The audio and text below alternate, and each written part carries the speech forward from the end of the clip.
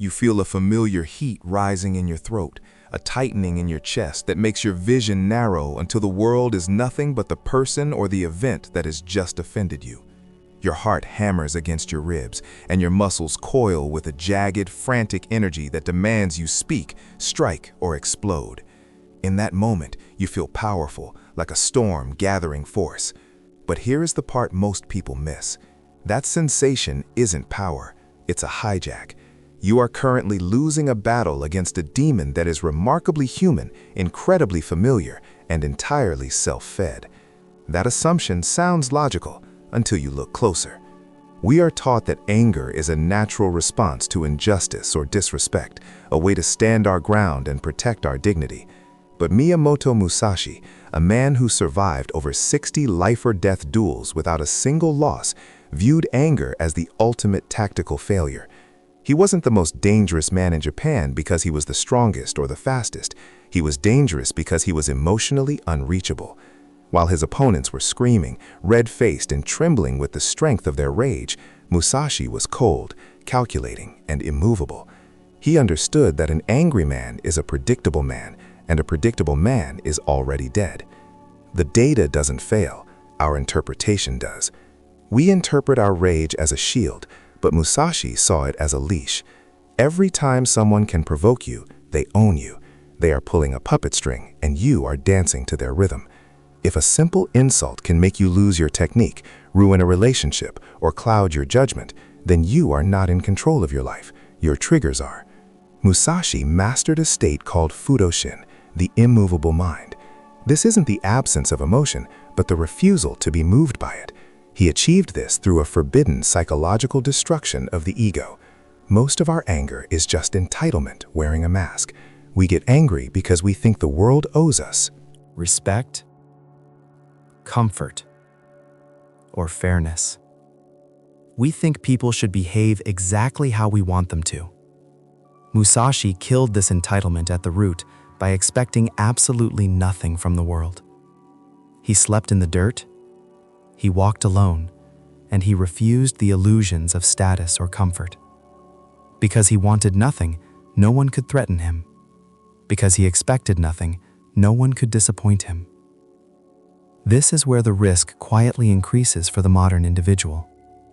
We live in a culture that encourages us to feed our demons, to express every grievance and protect our image at all costs. But the more you feed your ego, the more fragile you become. Every button you have is a vulnerability that an opponent or life itself can push to make you stumble. And this is why the standard advice to just vent your anger can be dangerous. Venting is just practice for being angry. It reinforces the neural pathways of reaction rather than the pathways of awareness. Musashi's way was different. It was the practice of the void. He trained himself to be so internally still that provocations would pass through him like wind through a ghost.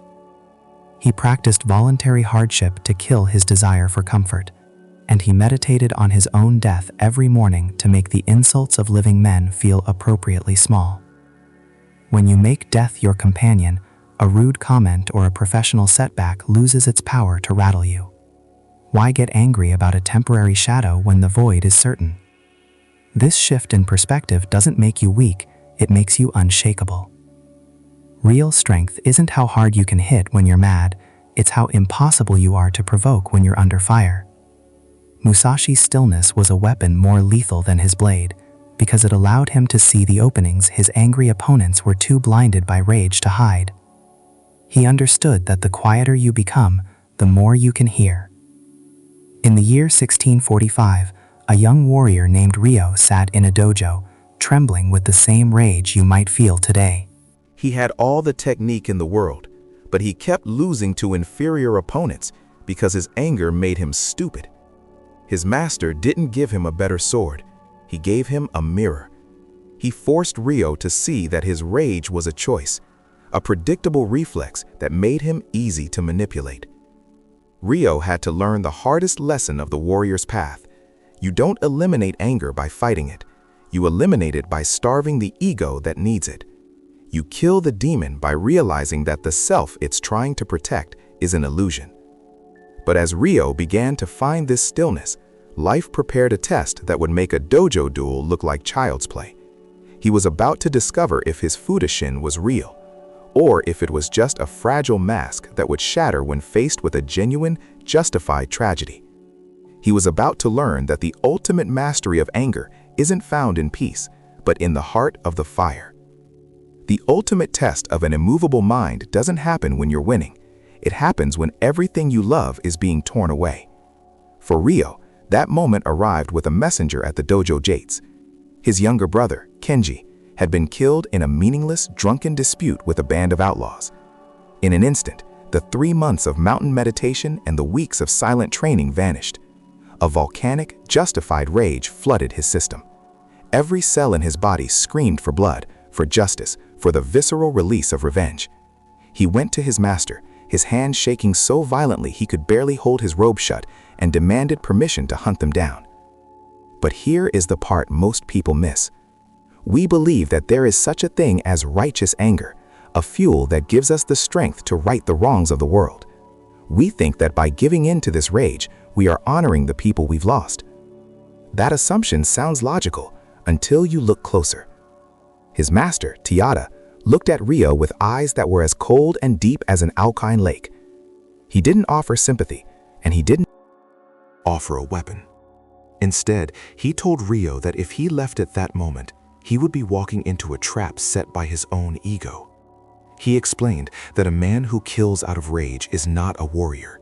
He is merely a secondary victim of the original crime.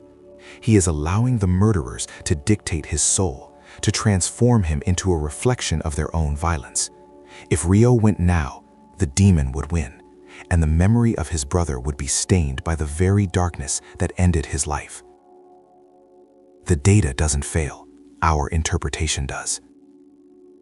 We interpret the urge for revenge as a pursuit of justice, but it is often just the ego's desperate attempt to regain a sense of control over a world that has proven to be unpredictable and cruel. Tiyata forced Ryo into the most brutal training of his life, 7 days of absolute stillness.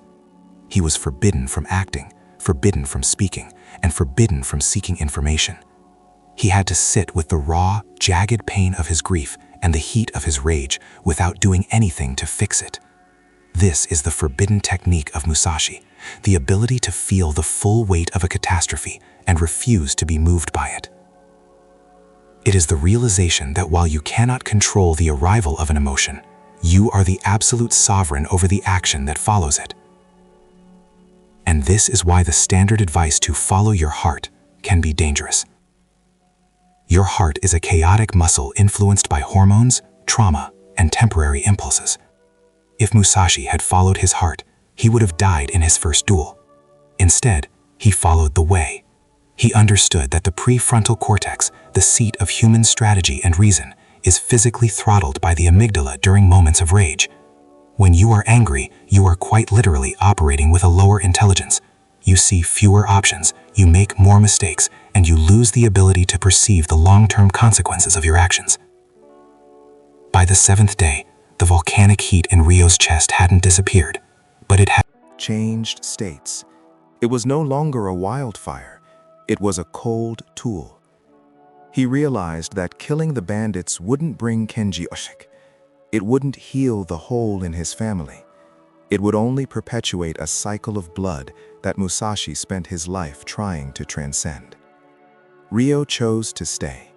He chose to let the law handle the killers, and he chose to dedicate his life to the stillness that allowed him to make that decision.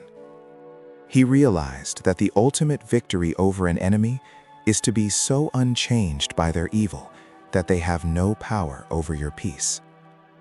This is the true meaning of being emotionless in battle.